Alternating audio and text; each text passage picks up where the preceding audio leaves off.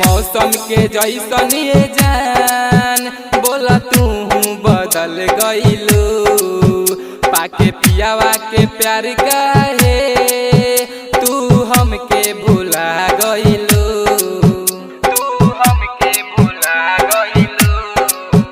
काहे मौसम के जैसन ये जान बोला तू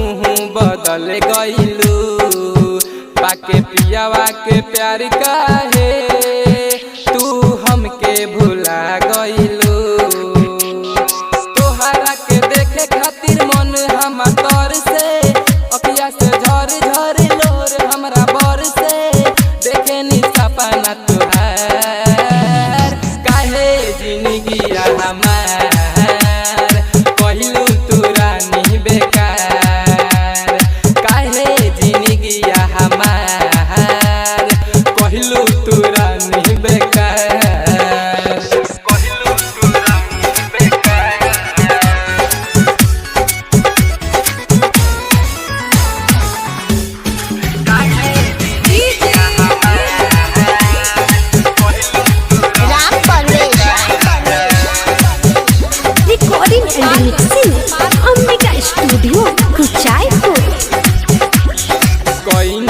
हम तो वफा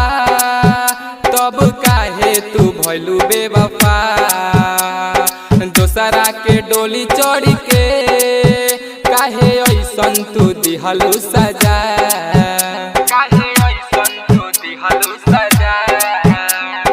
कोइनी हम तो वफा तब काहे तू भइलू बेवफा दोसरा के डोली चढ़ के काहे ऐसन तू दिहलू सजा राहुल गोलू के काहे तू भुलैलू संदीप धीरज के लभर बनैलू कैलू संजैया के लाचार काहे जिंदगी हमार